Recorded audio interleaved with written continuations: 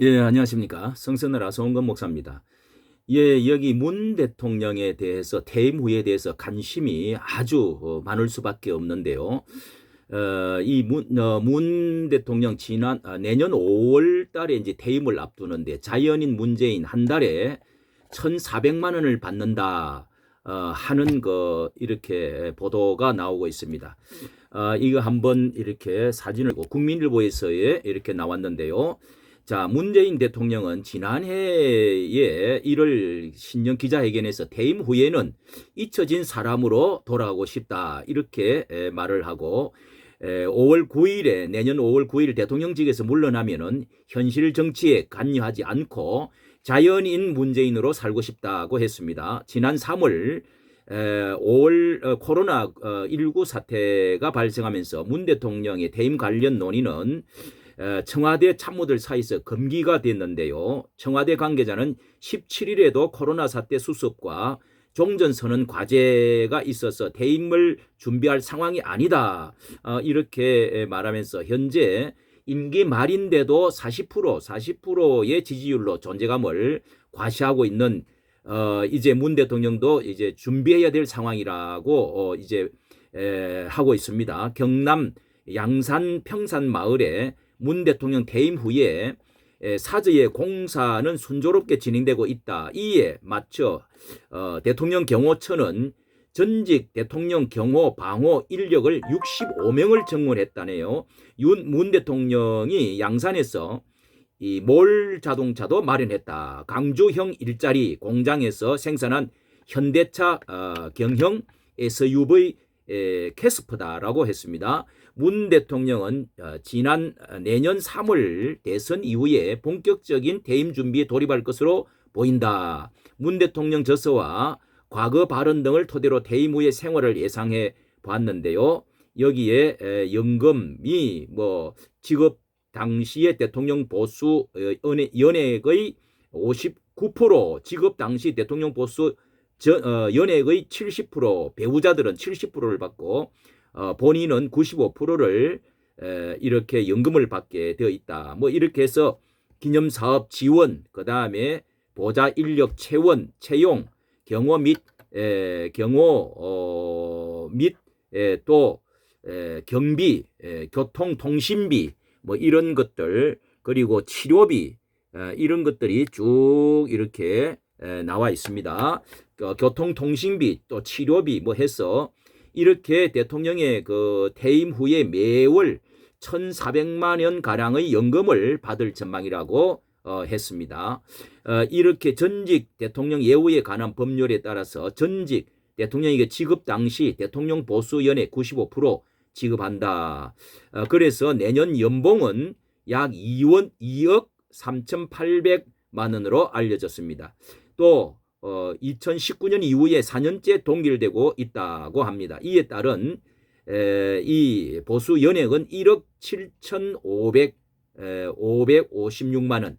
그러니까 이렇게 해서 정부 관계자는 정확한 연금 액수는 내년 초에 결정된다. 매월 21일 연금은 지급된다고 합니다.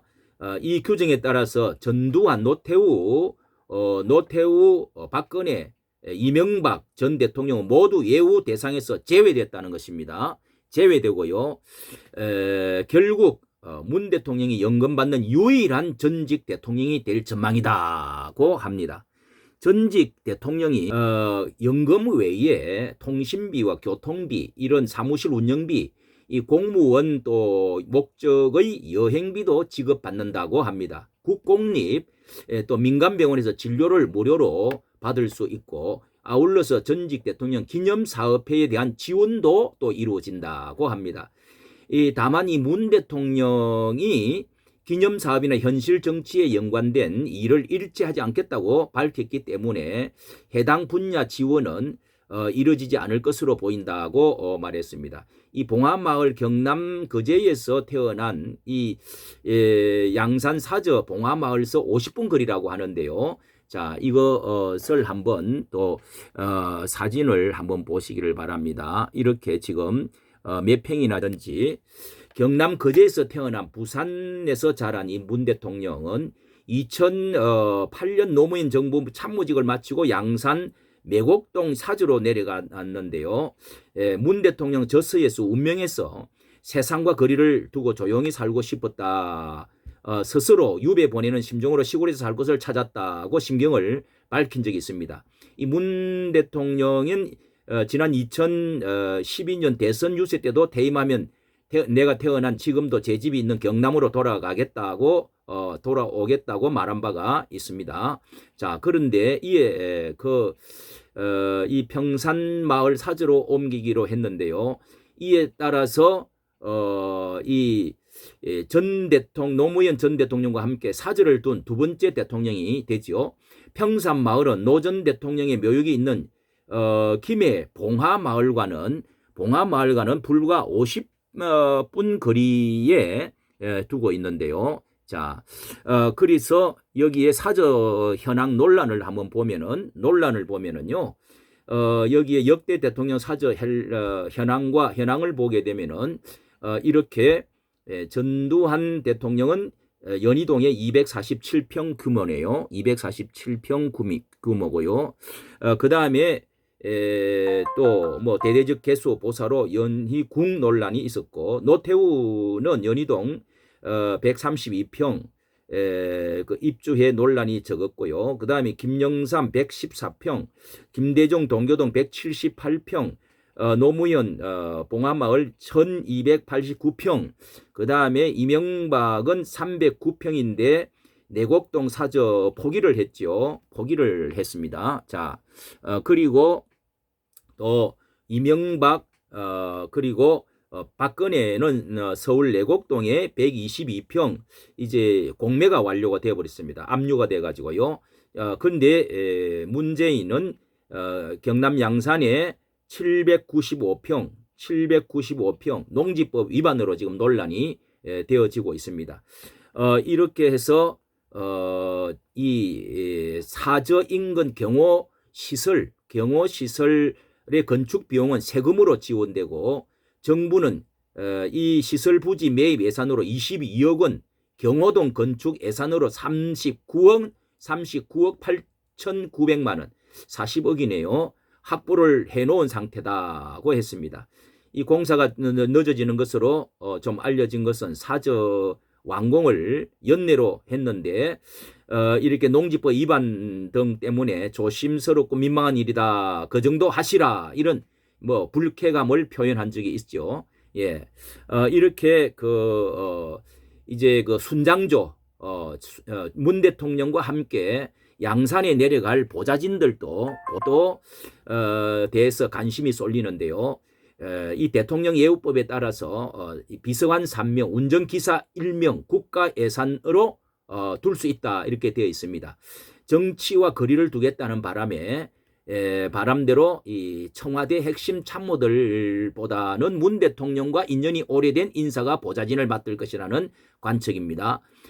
이렇게 비서관이었던 김경수 전 경남지사와 비슷하게 친밀한 인물이 발탁될 가능성이 많다 하면서 신지연 청와대 1부속 비서관이나 부산 인맥은 김혜숙 인사수석 등 순장조로 거론된다고 합니다. 김정숙 여사와도 인연이 있고 또 향후 정치를 할 의향이 없는 것으로 알려졌다고 합니다.